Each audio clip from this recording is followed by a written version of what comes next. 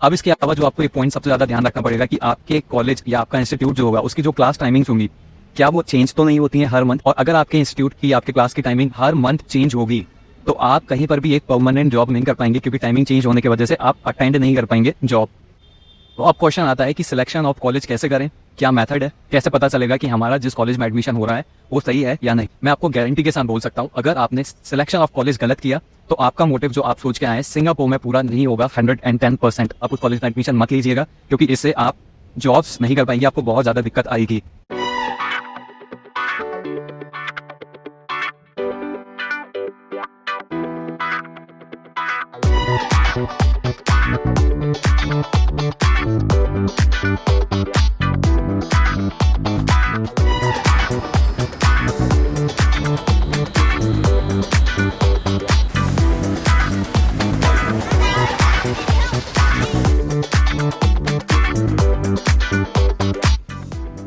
Hello guys, this is your friend Prashant from Singapore. कैसे हैं आप सभी? आई होप सभी बढ़िया होंगे। Meet well here. Before starting the video let me remind you, if you are new on this channel kindly like, share, subscribe and you can comment what you want to know more about Singapore. I can try to help you out with that. जो भी चीज़ें plan करके आए हैं वो कैसे पूरे होंगे, इसमें सबसे ज़्यादा हेल्प करेगा सिलेक्शन ऑफ कॉलेज। मैं आपको गारंटी के साथ बोल सकता हूँ, अगर आपने सिलेक्शन ऑफ कॉलेज गलत किया तो आपका मोटिव जो आप सोच के आए सिंगापुर में पूरा नहीं होगा 110%। आप लिख के ले लीजिए। तो अब क्वेश्चन आता है कि सिलेक्शन ऑफ कॉलेज कैसे करें, क्या मेथड है, कैसे पता चलेगा कि हमारा जिस कॉलेज में एडमिशन हो रहा है वो सही है या नहीं। तो आज हम इन्हीं सारी चीज़ों के ऊपर डिस्कशन करने वाले हैं। काफ़ी ज़्यादा इंपॉर्टेंट वीडियो होने वाली है। सो आज हम इन्हीं सारी चीज़ों के ऊपर डिस्कशन करने वाले हैं। काफ़ी ज़्यादा इंपॉर्टेंट वीडियो होने वाली है। सो स्टे कनेक्टेड एंड पूरी वीडियो देखते रहिए। आपको सिंगापुर में ये इलेक्ट्रिक व्हीकल चार्जिंग पॉइंट्स हर जगह देखने को मिलेंगे, और ये इलेक्ट्रिक व्हीकल्स को बहुत ज़्यादा प्रमोट करता है सिंगापुर। तो ये भी यहाँ की बहुत अच्छी चीज़ है।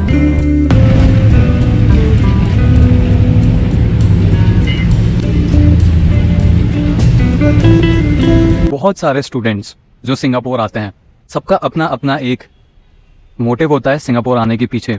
हो सकता है स्टूडेंट को पाथवे लेना हो सकता है स्टूडेंट को अर्न करना हो सकता है स्टूडेंट को इंटरनेशनल एक्सपोजर लेने के लिए सिंगापुर आना हो। So there can be several reasons behind coming Singapore. आने से पहले your motive should be clear out. आने से पहले your planning should be accurate, so that आप जो भी सोच के आए हैं वो सारी चीज़ें ऑन ट्रैक चलें, और जो आप सोच के आए हैं वो चीज़ आप फुलफिल कर सकें इन सिंगापुर। अब इन सभी मोटिव्स को पूरा करने के लिए बहुत ज़्यादा ज़रूरी है selection of college. Selection of college decide करेगा कि आपका जो मोटिव है वो पूरा हो पाएगा या नहीं। अब बात करते हैं कि आपका मोटिव पाथवे है, या आपका मोटिव इंटरनेशनल एक्सपोजर लेने का है, या आपका मोटिव सिंगापुर में आके शॉर्ट टाइम में कुछ अच्छा अर्न करने का है, जो कि सबसे ज़्यादा बच्चों का मोटिव होता है। तो अब मैं आपको बताता हूँ वो क्या पॉइंट्स हैं जिनके थ्रू आपको पता चल जाएगा कि क्या ये कॉलेज आपके लिए सही है या नहीं। तो एक एक करके उन सारे पॉइंट्स के बारे में मैं आपको ब्रीफ करना स्टार्ट करता हूँ। सबसे पहला पॉइंट, जब भी आप कॉलेज सेलेक्ट कर रहे हैं, मेक श्योर कि वो पर्टिकुलर कॉलेज ICS सर्टिफाइड होना चाहिए एंड ब्लैक लिस्टेड के लिस्ट में आपके कॉलेज का नाम नहीं होना चाहिए। अब आप कहेंगे कि ये कैसे पता चलेगा कि ये ICS सर्टिफाइड है या नहीं। तो आप उस कॉलेज की वेबसाइट पे विजिट करिए, ऑफिशियल वेबसाइट पे, एंड जाकर के देखिए कि क्या वो ICA के अंडर आता है या नहीं। ये बहुत ज़्यादा इंपॉर्टेंट है, क्योंकि एजेंट्स इसी चीज़ में बहुत ज़्यादा फ्रॉड करते हैं। कॉलेज जिसकी कम फीस बता करके वो आपको एक ऐसे इंस्टीट्यूट में आपका एडमिशन करवा देंगे जो कि ICA सर्टिफाइड नहीं है। अब इसके ड्रॉबैक्स क्या है? इसके ड्रॉबैक्स ये हैं कि अगर आपका इंस्टीट्यूट ICS सर्टिफाइड नहीं होगा तो वो हो सकता है आपको OJT ना दिलवा पाए। सेकेंडली, अगर वो ICA सर्टिफाइड नहीं है तो आप पाथवे के लिए एलिजिबल नहीं होंगे। तीसरी चीज़, अगर वो ICA सर्टिफाइड नहीं है और ब्लैक लिस्टेड है तो उसकी जो मार्कशीट या डिप्लोमा सर्टिफिकेट कह लीजिए जो आपको मिलेगा वो ज़्यादा वैल्यू नहीं रखेगा, क्योंकि वो सिंगापुर से गवर्नमेंट सर्टिफाइड नहीं है। अब सेकंड चीज़, आपका कॉलेज जो है, अगर आप पाथवे प्रोग्राम्स के लिए आ रहे हैं, आपका इंस्टीट्यूट है वो पाथवे प्रोग्राम्स दिलवाने के लिए एलिजिबल होना चाहिए, उसके पास पाथवे प्रोग्राम्स होना चाहिए। क्योंकि कई इंस्टीट्यूट्स हैं जिनके पास पाथवे प्रोग्राम्स फैसिलिटी नहीं है, और कुछ इंस्टीट्यूट्स ऐसे हैं जो पाथवे प्रोग्राम्स देते हैं। अब वो इंस्टीट्यूट कौन से हैं ये आपको पता होना चाहिए।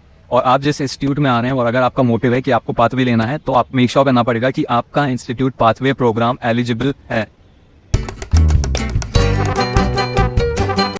इसके अलावा जो सबसे ज़्यादा इंपॉर्टेंट पॉइंट है वो ये है, आपके कॉलेज या आपका इंस्टीट्यूट जो होगा उसकी जो क्लास टाइमिंग्स होंगी, क्या वो चेंज तो नहीं होती हैं हर मंथ। अब ये बहुत ज़्यादा इंपॉर्टेंट है, क्योंकि जब आप सिंगापुर आ जाएंगे और जब आप पार्ट टाइम जॉब्स वगैरह के लिए बाहर निकलेंगे और अगर आपके इंस्टीट्यूट की आपके क्लास की टाइमिंग हर मंथ चेंज होगी, तो आप कहीं पर भी एक परमानेंट जॉब नहीं कर पाएंगे, क्योंकि टाइमिंग चेंज होने की वजह से आप अटेंड नहीं कर पाएंगे job.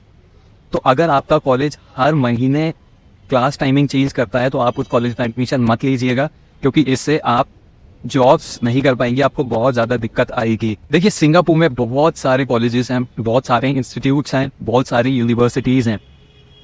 Mostly 80% of the strength जो स्टूडेंट की सिंगापुर आती है वो डिप्लोमा कोर्सेज परस्यू करने आते हैं, क्योंकि डिप्लोमा कोर्सेज की जो फीस है वो काफ़ी ज़्यादा मिनिमल है। डिप्लोमा कॉलेजेस डिप्लोमा कोर्सेज करने के आने के लिए जब आपको जो वीज़ा की रिक्वायरमेंट है वो इजीली अप्रूव हो जाता है, इसलिए 80% ऑफ द स्टूडेंट स्ट्रेंथ जो सिंगापुर आती है वो डिप्लोमा कोर्सेज करने आती है। अब ये जो डिप्लोमा कोर्सेज हैं ये आप इंस्टीट्यूट्स के थ्रू करते हैं, ये ना तो यूनिवर्सिटीज़ हैं ना तो कॉलेज हैं। तो ये एक सबसे बड़ी कन्फ्यूजन है स्टूडेंट्स के मन में, जो कि आपको क्लियर आउट होनी चाहिए कि आपका एजेंट जहाँ एडमिशन करवा रहा है वो कोई यूनिवर्सिटी नहीं है, वो कोई कॉलेज नहीं है, इट्स एन नॉर्मल इंस्टीट्यूट जहाँ से आप डिप्लोमा करेंगे, क्योंकि डिप्लोमा कोर्सेज जहाँ होते हैं वो इंस्टीट्यूट्स ही होते हैं। अब इसमें कोई अब ये सुनने के बाद आप ऐसा मत सोचिएगा कि इंस्टीट्यूट में है तो हमारा क्या होगा, डिप्लोमा इंस्टीट्यूट्स में ही होते हैं, so there is no problem in that, क्योंकि सिंगापुर के डिप्लोमा इंस्टीट्यूट्स हैं, राइट, इंडिया के नहीं है। सो यहाँ के इंस्टीट्यूट्स भी काफ़ी ज़्यादा अच्छे हैं। सो आने से पहले बहुत ज़्यादा ज़रूरी है कि आप इन सब चीज़ों के बारे में बहुत ज़्यादा रिसर्च करके आएँ, क्योंकि मैं देखता हूँ काफ़ी सारे स्टूडेंट्स जो सिंगापुर आते हैं और जो मोटिव लेके आते हैं, उन्हें लगता है कि वो चीज़ पूरी नहीं हो पाएगी यहाँ, क्योंकि उनकी प्लानिंग सही नहीं थी एंड सिलेक्शन ऑफ कॉलेज जो कि सबसे ज़्यादा ज़रूरी है वो सही नहीं था। अगर आपका सिलेक्शन ऑफ कॉलेज सही होगा तो आपका मोटिव 100% पूरा करेगा सिंगापुर, अगर आप एज अ स्टूडेंट आ रहे हैं। एंड आने से पहले ऑल्सो मेक श्योर करें कि आप इमिग्रेशन के बारे में सारी तैयारियां करके आएँ, क्योंकि आप जब सिंगापुर आते हैं आपका वीज़ा आ जाता है तो इमिग्रेशन चेक पॉइंट से काफ़ी सारे स्टूडेंट्स को डिपोर्ट कर दिया जाता है, और उसका मेजर रीज़न होता है कि आप क्वेश्चंस के बारे में प्रिपरेशन करके नहीं आए हैं और आपके पास एक वैलिड एड्रेस नहीं है सिंगापुर का। सो आने से पहले ही अपने एड्रेस की अरेंजमेंट करके ज़रूर आएँ, और अगर आपको समझ नहीं आ रहा है कि आप कैसे करेंगे, so you can also text me on Instagram, मेरी Instagram ID is here and आपको डिस्क्रिप्शन बॉक्स में भी मिल जाएगी, टेक्स्ट कर दीजिए आप मुझे and I can arrange you address for you, जहाँ आप एयरपोर्ट से डायरेक्ट आके उस एड्रेस पे आप जाएंगे एंड आपके पास एक वैलिड एड्रेस होगा इमिग्रेशन पर बताने के लिए। Thank you so much for watching this video. I hope ये वीडियो आपकी हेल्प करेगी and you can also comment कि इस बारे में आप और वीडियोस जानना चाहते हैं about Singapore, so I can try to help you out with that.